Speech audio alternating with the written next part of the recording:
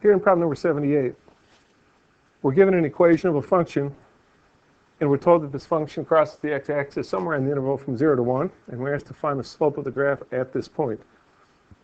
Since the answers listed here are decimals, that's a good indication that we're probably going to need to use our calculator. So remember that whenever you're doing trig problems on your calculator for the calculus class, make sure your calculator is in radian mode.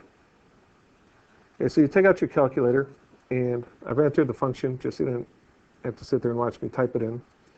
Now when we go to graph, the standard viewing window doesn't help us very much. So what we need to do is restrict the viewing window.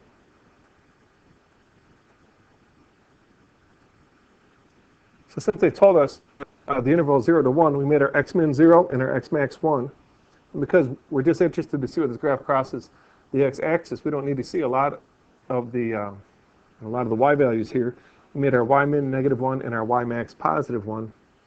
Now we'll look at the graph. Okay, so let's first see if we could find where this graph crosses the x-axis.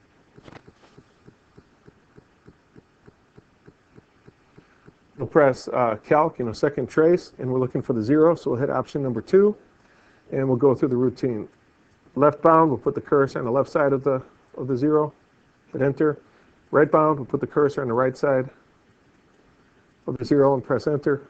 And then guess, we'll put the cursor near the 0 and press enter. So the 0 gives us a bunch of decimal places. Let's talk about that just for a second. Now, I think this is one of the answers listed. They didn't ask for the 0, they asked for the slope of the curve at this point. So what I'm going to do is I'm just going to jot down this x value.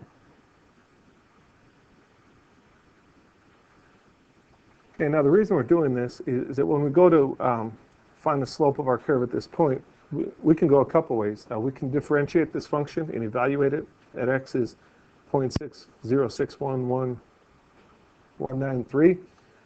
We could store this long decimal in for x in our calculator. Really, since we're going to do one computation, I think I'm just going to go about it this way.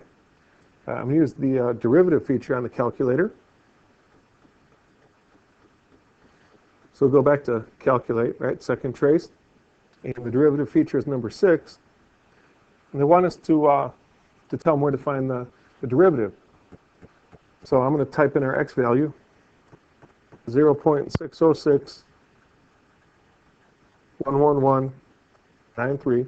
We're not going to round to 3 decimal places here, because if you use a rounded value in further computations, our answer could be off due to rounding error. So we'll be very accurate in computations, and we'll just round our final answer.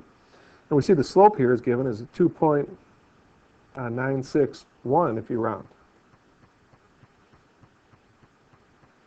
And you can see that at the point where our function crosses the x-axis, the slope is approximately 2.9609. I think that's 125. Let's see, this matches option letter E. Well, hopefully this video is helpful. Thank you for watching.